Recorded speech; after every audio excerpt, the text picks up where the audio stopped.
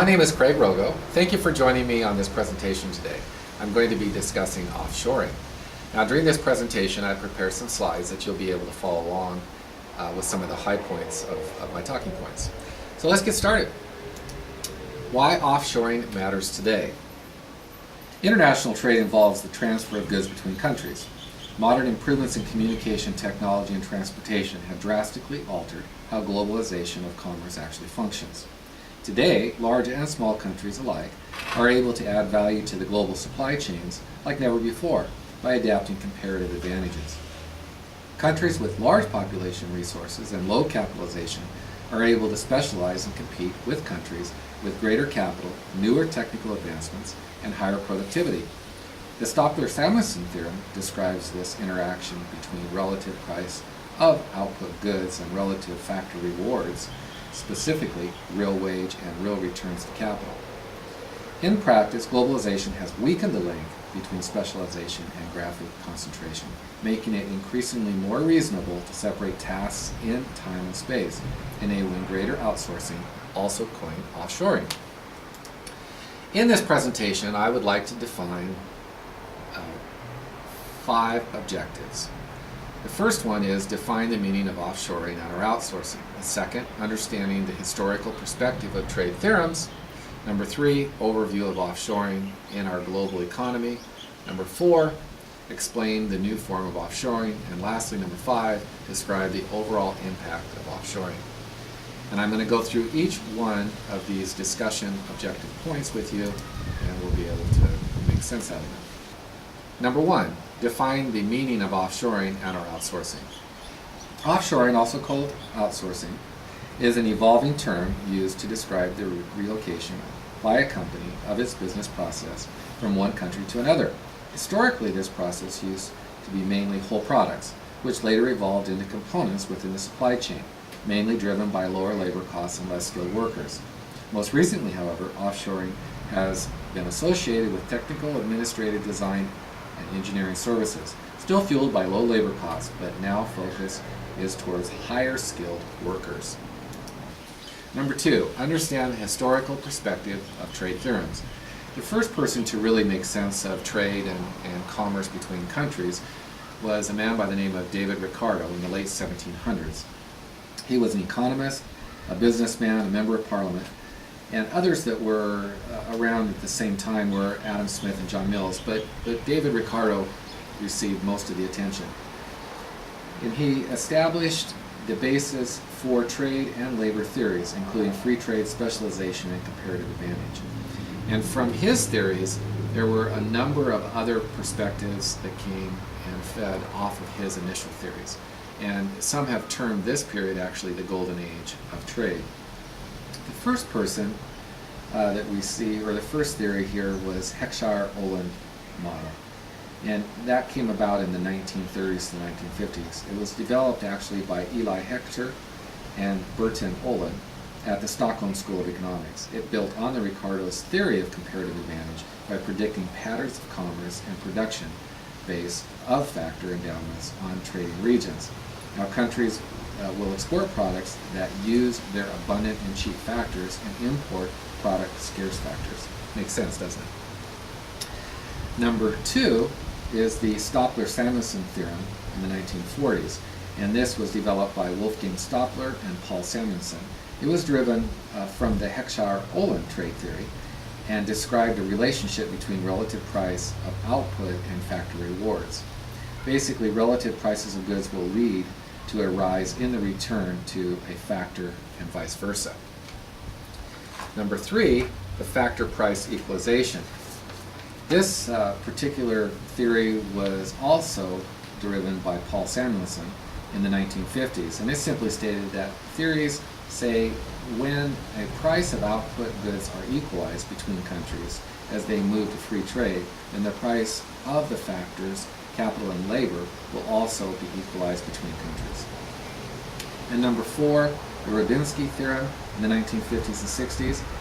A rise in one factor will lead to more than proportional expansion of output in the sector which use the factor. In context of the heckscher-ohlin theory, wages equalization between countries the state of factor price equalization, in other words. Now, we could go into each of those theories in greater detail, but they build on one another, so as we go through this presentation, we will by default do that. I'd like to take one of the theories, though, and go into it a little bit deeper here, and it's the stolper-samuelson theorem. And there are two figures here, figure 1 and figure 2. As we learned already, factors are basically components of labor market and capital markets. And while this graph may look a little bit intimidating to some of you that aren't familiar with them, if I break down the components of it, I'm sure it will make more sense. So in figure 1, we have labor markets. And if you identify the W and the L's and the D, W is wage, L is labor, and D is demand, we can see that that obviously represents the labor market. If we take a look at the second figure here, we see that this has to do with capital markets, R meaning rate, K meaning capital, and D meaning demand. Production of each good involves using two inputs in different proportions. So changing the output combination alters the relative demand for the two inputs. This change in relation to input demand causes change in relative input price, therefore the distribution of income. Now, if we also look a little bit deeper into this chart, we see a couple things here. And if you take a look at how these curves and these lines actually depict the values here, we see that as production of labor-intensive goods increase, opening trade generates net increases in demand for labor. Also, net effective demand for capital is negative because production of the capital-intensive goods falls. With mixed factor endowments, the reward paid to the abundant factor rises, and that paid to the scarce factor falls. The wage-rental ratio under restricted trade exceeds the ratio under archaic. Now, archaic is basically a closed economy, if we're using that term in relation to economics. So, overviewing offshoring in our global economy. If we take a look at the above, or look at this diagram here, it depicts two final goods. If we identify sectors X and Y, both final sectors use an intermediate input and either skilled or unskilled labor. Furthermore, the economy as a whole becomes more productive due to an increase in the number of varieties, which is similar to the idea of specialization due to Adam Smith and Ricardo's initial theory. Now, there are a lot of different interpretations of what offshoring actually does to the local economy and the foreign economy, but in my study so far, and as we'll determine through this discussion, efficiency gains of offshoring translate into overall higher growth rate in an economy. Now, the reason for this is twofold, and this diagram bears this out. First, offshoring reduces the production cost of firms by replacing domestic high labor costs with foreign low labor costs.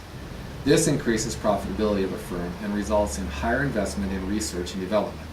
Secondly, the effective labor force is increased because jobs that prior to offshoring were done at home are now done by foreign workers in a foreign country.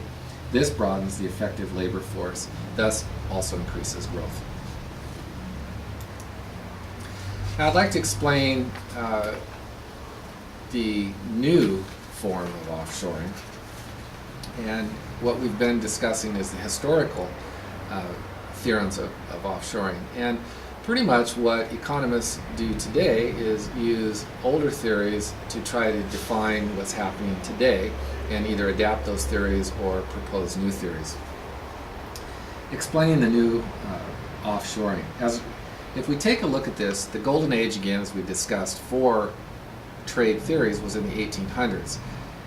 Factor, price equalization, the stolper-samuelson were defined a bit earlier. This period experienced significant gains in transportation.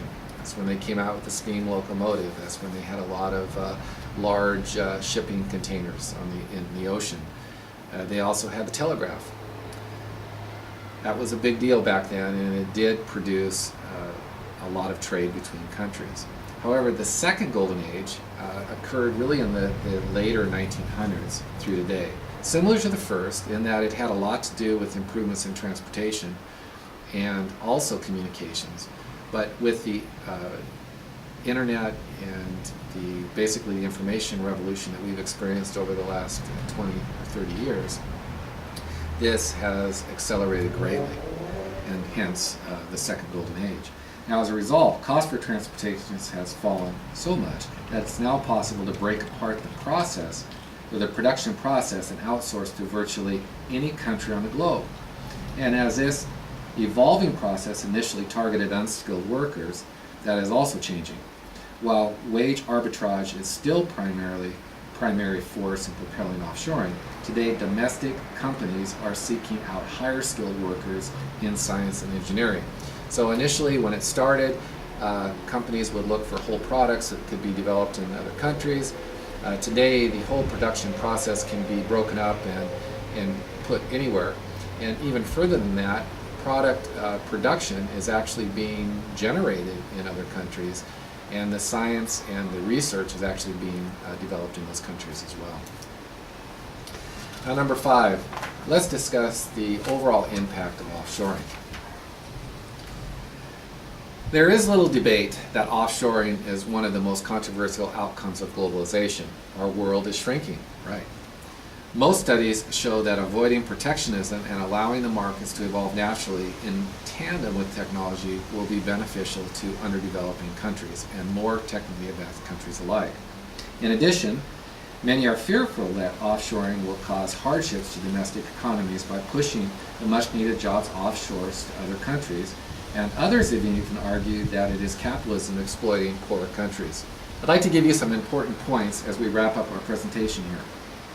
Two Princeton economists, Gene Grossman and Rossi Hansberg, wrote, "Revolutionary progress in communication and information technologies has enabled historic and ongoing breakup of the production process.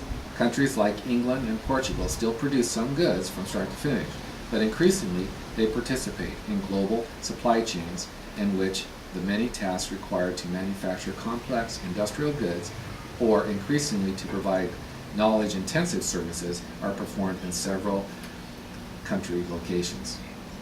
It is clear that the core activities of firms may be completely redefined by globalization, and the growth of offshoring will fundamentally transform how business is done today and in the future." So in summary, trade has changed dramatically over the last 2 decades. Whereas trade historically involved the exchange of complete goods, today with globalization, it is increasingly entails different countries adding value to the global supply chain from many different tasks and perspectives. To a large extent, increases in communication technologies, including the internet, have enabled offshoring to flourish, truly benefiting both trading partners. If you'd like to receive some more information on offshoring and the effects that it may have for you or your business, please take a look at some of the references that I have here for you, and come to a website where I've actually produced a study in greater detail at mergersandacquisitionstrategies.org. You don't actually have to use this here. You can actually use it as the title of my presentation, which is Why Offshoring Matters. So again, mergersandacquisitionstrategies.org/Why Offshoring Matters Today, and you'll be able to find out more information on offshoring. Thank you very much for joining me for this presentation, and I hope it was helpful.